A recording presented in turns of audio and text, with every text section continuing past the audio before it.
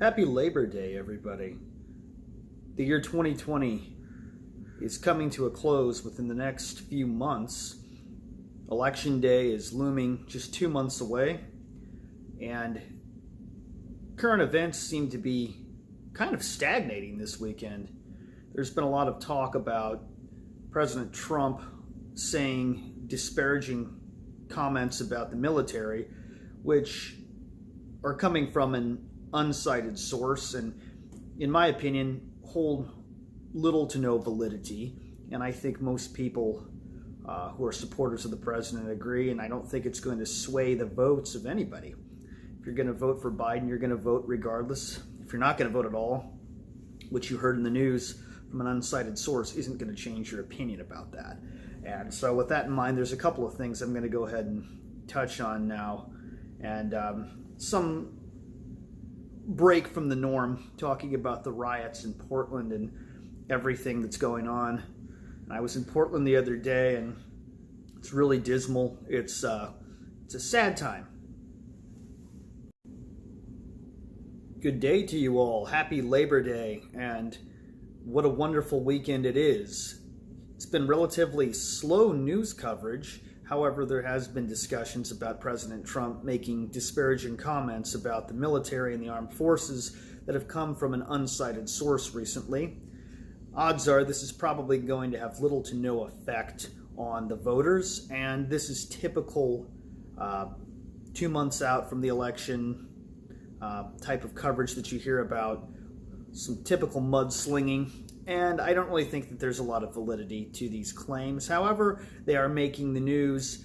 Coverage of President Trump saying something disparaging about the armed forces, and a lot of people coming to his defense. A lot of people saying that they don't support the president. However, I don't think these comments had anything to do with that. I think they didn't support the president, and that's because of their own personal beliefs and their own personal opinions. And everyone's entitled to think the way they are.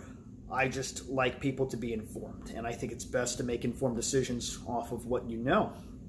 So with that in mind, I'm going to touch on a few other things that deviate from the chaos in the streets of America. I was in Portland a couple of days ago. It's rather dreary and dismal, and it's unfortunate what's happening. I hope they come to a peaceful resolution with the nightly terror that's taking place in the streets there, and hopefully they do that soon. Something interesting in the news today. Founder of WikiLeaks, Julian Assange, made his first court appearance in London today on a hearing for extradition to the United States, with Assange's lawyers accusing charges against him for violating espionage and publishing secret military and diplomatic documents back in 2010 on WikiLeaks. The lawyers did believe that Mr. Assange has been framed, and it's a politically motivated attempt for the United States to extradite him back after he had been held in the London Ecuadorian embassy for the last 10 years. His asylum had been revoked. The charges came from a conspiracy that Assange had been coordinating with Chelsea Manning, former Army intelligence analyst, of getting secured and secret information against the United States government posted online for public perusal. Manning was convicted on a court-martial in 2013 of leaking those files that created so much controversy involving Assange and WikiLeaks. They did hack into a Pentagon computer and began publishing secret documents, which is where all the information originated. The charges against Assange raise profound First Amendment issues, in the words of his attorneys in London, because the actions were actually difficult to distinguish in a legally meaningful manner for a number of reasons. Assange is in another country. He's a national, I believe, of Australia, and there had been multiple discussions between the Swedish government and the government of the United Kingdom on what to do with Assange, basically allowing the United States to form a case against him for espionage over the last 10 years. If he's convicted, Assange does face up to 175 years in prison, and he will be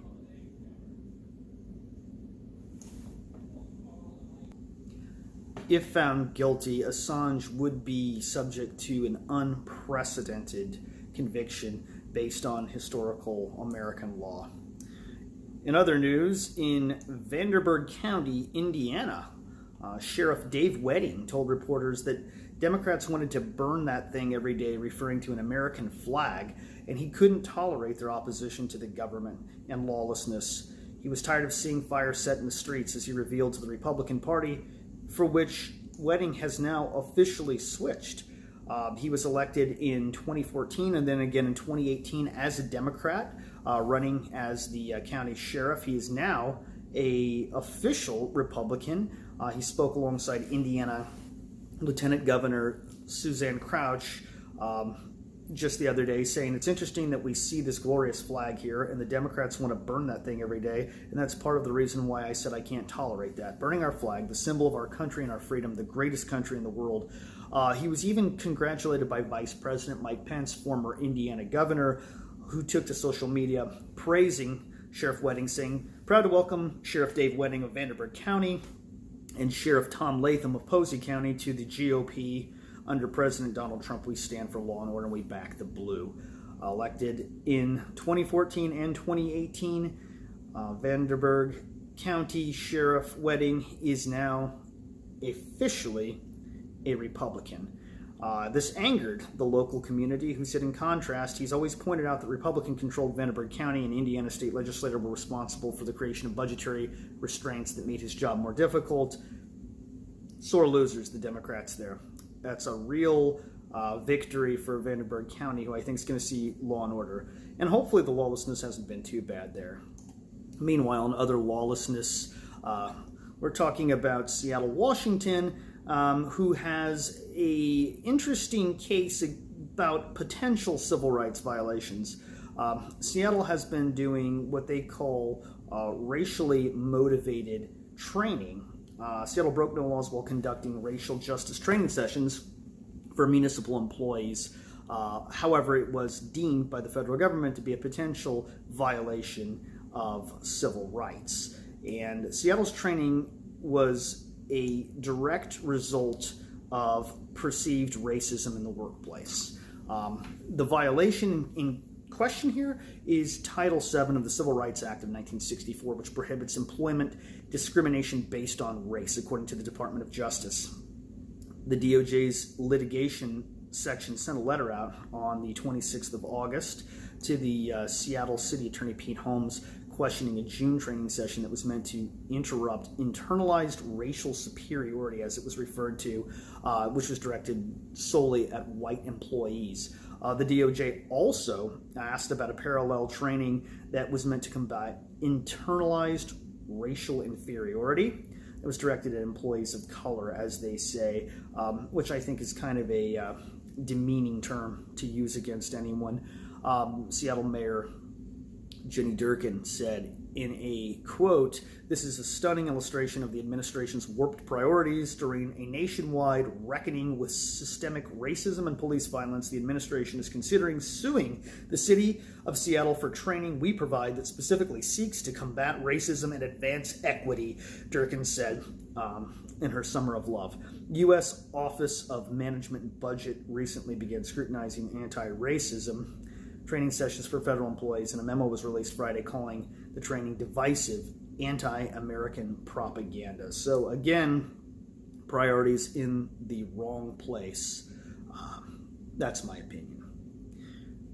Moving on to something more stimulating. A recent book that I've been reading, Michael Pollan's How to Change Your Mind, which talks about the benefits of LSD and psilocybin mushrooms, mescaline, psychedelics, and the benefits to microdosing. And that's something that I've actually tried, but something that's piqued my curiosity and actually has me pretty interested. So some of the things that the book talks about, and then some of the other aspects of microdosing, taking small amounts of psychedelics to enhance the mind, to enhance the brain, to help cognitive ability, are worth looking into. And they're really, really worth taking consideration for people who may be dealing with depression, people who may be suffering from anxiety, people who may be chronically ill, who are facing death and have reservations about that. There are benefits to that. But to kind of touch on some of the things that are in the book, Pollan talks about Timothy Leary, an American psychologist and writer known for his strong advocacy of psychedelic drugs, and his opinions that kind of polarized a generation coming out in the early 1960s and being friends with a lot of the beat poets, Jack Kerouac and people of that era.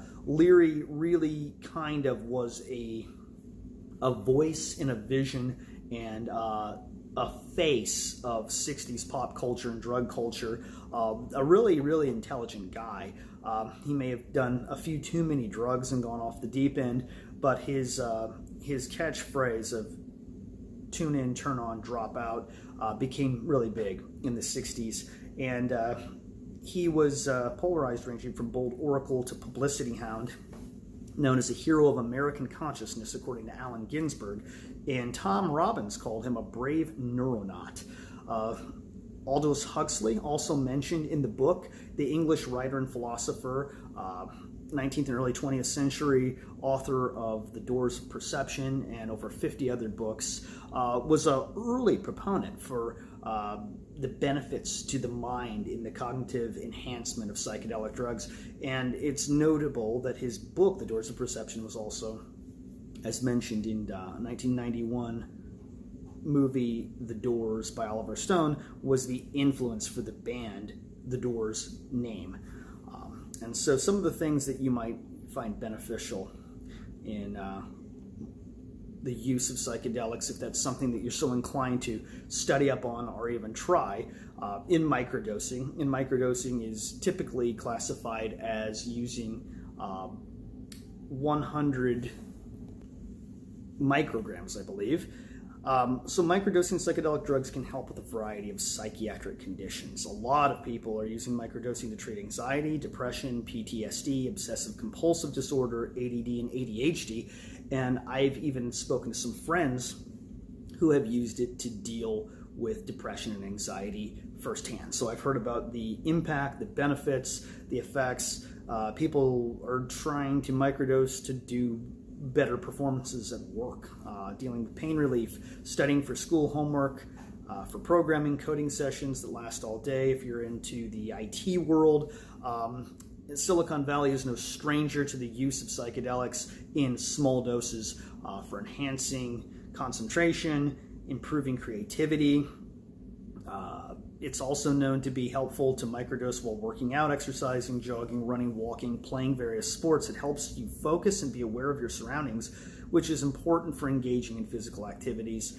The benefits of microdosing, it helps with cluster headaches or migraines. If people are suffering from that type of pain, the stimulation to the brain and the neurons will actually enhance the healing, essentially allowing the pain to have some benefit for relief. It does help, as I mentioned, with creative output for writers, musicians, artists, and as I mentioned earlier, in Silicon Valley, microdosing does help creative abilities. It helps you get into the zone and stay there. There's a recognition of the natural flow within ourselves, within our bodies, within our minds, and a connection to the earth around us. Microdosing does boost intelligence and understanding, and also means information gathering. If you're into research and you're doing a lot of reading and deciphering, microdosing, you're naturally more in tune with your mind, body, and your environment, and boring tasks no longer seem mundane for those who may be inclined to work in engineering. Microdosing helps physical energy, emotional balance, improves your well-being. It helps with a gained heightened spiritual awareness, but it also comes with a great sense of responsibility, knowing when to dose and when not to dose, not to overdose, not to go too high in your usage, and to be cognizant of the fact that if you are in a safety-sensitive type of profession where you're regularly drug tested, if you're on parole, if you're about to get hired, you're going to be screened, You don't want to be using any type of hallucinogen, psilocybin, mushrooms, LSD, whatever you may call it. It can be detectable in drug tests. It's traceable in urine for about 1 to 3 days. 80% of the active metabolites can be found. I have heard that you can actually test hair follicles, and it may show up much longer after that period of time. However, that's not a typical means of drug testing any longer, but it is still known to be used in some locations, in some places, for various reasons. And so that's a totally different topic to wrap this up with, but something that I found incredibly intriguing. With COVID, in the last 6 months, all of us have been confined to our homes. We've been dealing with a much different type of reality, whether it's working from home, whether it's being out of work. Domestic abuse has been, unfortunately, much worse with people not being out working and going to school. Drug abuse has been much worse with people being confined to the home, not working. And there's a lot of need for healing with all of the chaos going on in the streets and the cities and people getting sick. It's important now more than ever to take care of ourselves and to take care of the ones that we love, and to make sure that our mental, emotional, psychological well-being is in check. And so when we look at the benefits of microdosing, or something that could be a little off kilter, it may not be what we're typically used to hearing and dealing with, there are benefits to it. It just comes with responsibility, and it comes with a sense of purpose. What are you doing? What are you trying to achieve? What are you trying to fix? And what do you want to tap into? And so I hope that if you do try this, you try it responsibly. And as I mentioned, I have not tried it. I am reading about it. I'm researching about it. And I just like to share these insights. Thank you, everybody. Take great care of yourselves and have a wonderful Labor Day.